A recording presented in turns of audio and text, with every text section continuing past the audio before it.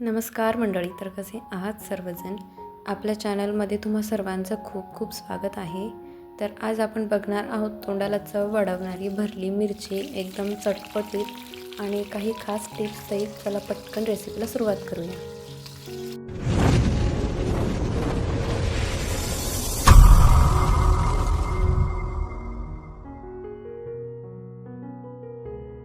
सर्वप्रथम काय करायचं, भरली मिरची बनवण्यासाठी आपल्याला मसाला तयार करून घ्यायचा आहे.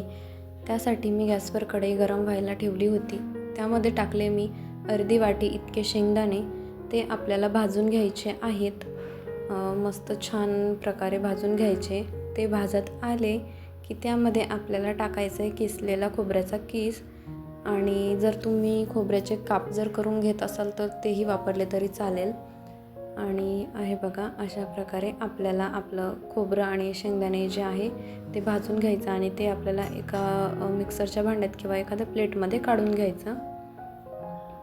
अशा प्रकारे ही भरली मिरची बनवल्यानंतर 5-6 दिवस आरामात फ्रीजमध्ये टिकते. त्यानंतर यामध्ये टाकायचं आहे अर्धीशी वाटी फुटाणे. तर तुमच्याकडे फुटाणे नसेल तर तुम्ही त्या डाळ्या मिळतात त्या डाळ्या वापरल्या तरीही चालेल. त्यानंतर टाकायचं एक 7-8 पाकळ्या लसणाच्या आणि 2-4 तुकडे छोटे छोटे आपल्याला आलं या ठिकाणी टाकायचं आहे. जवळपास 1 ते 1.5 इंच इतकं घ्यायचं. त्यानंतर या ठिकाणी कोथिंबीर टाकायची आहे. कोथिंबीरचे देठ थोडेसे आपल्याला टाकायचे आहे. जिरे टाकायचे. कांदा लसूण मसाला मी या ठिकाणी टाकते आहे. आणि हळद टाकायची आपल्याला. आणि जास्त मसाल्याचं आपल्याला करायचं नाही, त्यामुळे थोडंसं आपल्याला एक हिरवी मिरची टाकायची, जेणेकरून थोडासा आपला मसाला कमी लागेल आणि हिरव्या मिरचीचा तिखटपणा त्यामध्ये जाईल. आणि हे बघा, वाटण केल्यानंतर आपलं वाटण अशा प्रकारे तयार झालं. किती छान दिसतंय बघा वाटण. आणि हिरव्या मिरच्या ज्या आहेत आपल्याला भरली मिरची करण्यासाठी, त्या हे बघा अशा घ्यायच्या आहेत. ताज्या आहेत, एकदम फ्रेश बघून घ्यायच्या. सुकलेल्या मिरच्या घ्यायच्या नाही आहे. हाताला अशा टणक लागल्या पाहिजे अशा प्रकारे घ्यायच्या आहेत. आणि त्याला मधोमध एक अशी चीर मारून आणि त्यातल्या बिया काढून घ्यायच्या आपल्याला, कारण ह्या नॉर्मल थोड्याशा असं तिखट असतात. त्यामुळे जर नाही काढल्या तरी हरकत नाही, चालेल. काहींना नाही आवडत बिया, तर त्यांनी अशा प्रकारे काढून घ्यायच्या आहेत. किंवा हातावरती असं थोडं झटकलं की त्यातल्या बिया निघून येतात. हे बघा, मी पुन्हा एकदा दाखवते तुम्हाला कशा प्रकारे आपल्याला मधून चीर देऊन त्यातल्या बिया ज्या आहेत त्या काढायच्या आहेत. हे बघा, अशा प्रकारे हळूवार काढून घ्यायचं आणि साईडला ठेवून द्यायचं. आणि उर्वरित ज्या बिया असतील त्या अशा झटकून काढून घ्यायच्या. हे बघा, मिरची आपली पूर्ण या ठिकाणी मोकळी झाली. आणि असं करत करत आपल्या सगळ्या मिरच्या ज्या आहेत त्या इथे कापून तयार झालेल्या आहेत. एक शेवटची मिरची राहिली आहे, तीही आपण बाकीच्या जशा केल्या तशा प्रकारे त्यातल्या बिया काढून घ्यायच्या. आता आपल्याला यामध्ये वाटण भरायचं आहे. त्याकरता मी वाटण इथे एका ताटामध्ये साईडला मिरच्यांच्या जवळ काढून घेते. ही भरली मिरची बनवताना बऱ्याच जणांना एक प्रॉब्लेम येतो की मिरची जी आहे ती अळणी लागते किंवा पांचट लागते, चव येत नाही. त्यासाठी मी एक ट्रिक तुमच्यासोबत शेअर करते. हे बघा, अशा प्रकारे आपण आतून मिरचीला मीठ लावून घ्यायचं आहे किंवा चोळून घ्यायचं.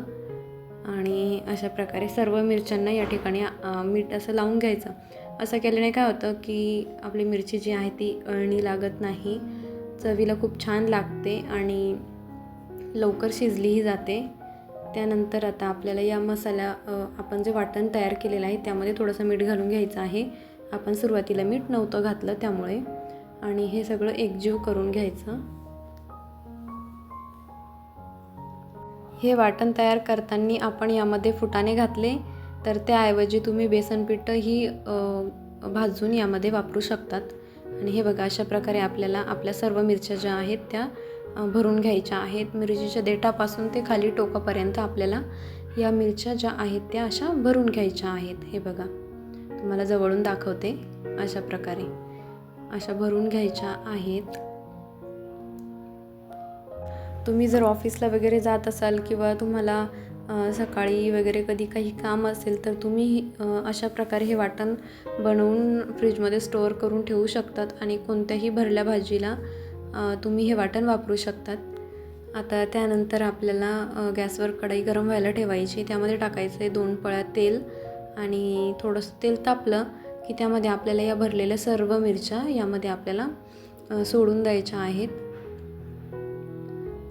हे बघा अशा प्रकारे व्यवस्थित भांडं शक्यतो पसरट घ्यायचं आहे, कारण या मिरच्या आपल्याला फ्राय करून घ्यायच्या आहेत ना तेलामध्ये. त्यामुळे खोलगट भांड्याचा जर या ठिकाणी वापर केला तर व्यवस्थित आपली मिरची जी आहे ती फ्राय होत नाही. त्यामुळे असं पसरट भांडं घ्यायचं आहे किंवा तुम्ही तव्यावरतीही हे करू शकतात. आणि थोडा वेळ मी आता 2 मिनिट इथे झाकण ठेवते आणि 2 मिनिटानंतर आपण इथे चेक करून बघू आपली मिरची किती फ्राय झालेली आहे. हे बघा, गॅसची फ्लेम आपल्याला मीडियम ठेवायची आहे. हे बघा, आता अर्ध्या बाजूने आपल्या मिरच्या ज्या आहेत त्या जवळपास आपल्या फ्राय झालेल्या आहेत. आता यांची आपण बाजू पलटून घेऊ आणि मग आता त्या दुसऱ्या बाजूने आपण त्याला शिजवून घेणार आहोत किंवा फ्राय करून घेणार आहोत. हे बघा, अशा प्रकारे किती छान आपली मिरची जी आहे ती फ्राय झालेली आहे किंवा तळली गेलेली आहे. हे बघा, आता यावर आपण काय करायचं, झाकणही ठेवू शकतात किंवा नाही ठेवलं तरी काही हरकत नाही. आणि जो उर्वरित मसाला होता तो मी यावर वरतून टाकून देते, किंवा तुम्ही मिरच्यांमध्ये जो संपूर्ण मसाला होता तो भरला तरीही चालेल. आता त्यानंतर पुन्हा मी 1-2 मिनिटे झाकण ठेवून आणि पुन्हा थोडंसं शिजवून घेतलं किंवा फ्राय करून घेतलं. म्हणजे आपल्या मिरच्या अशा वाफवून घ्यायच्या आहेत आपल्याला. पुन्हा बाजू पलटून या फ्राय करून घ्यायच्या. आता या ठिकाणी आपल्या मिरच्या ज्या आहेत त्या वाफल्या गेलेल्या आहेत. हे बघा, रंग बदललेला आहे, म्हणजे आपल्या मिरच्या या ठिकाणी वाफल्या गेलेल्या आहेत, फ्राय झालेल्या आहेत. आणि आता आपण या मिरच्यांना काढून घेऊ. हे बघा, अशा प्रकारे काढून घ्यायचं आहे एका प्लेटमध्ये. आणि या मिरच्या आता खाण्यासाठी रेडी आहेत. हे बघा, आता तुम्हाला माझी रेसिपी कशी वाटली मला कमेंट करून सांगायला विसरू नका.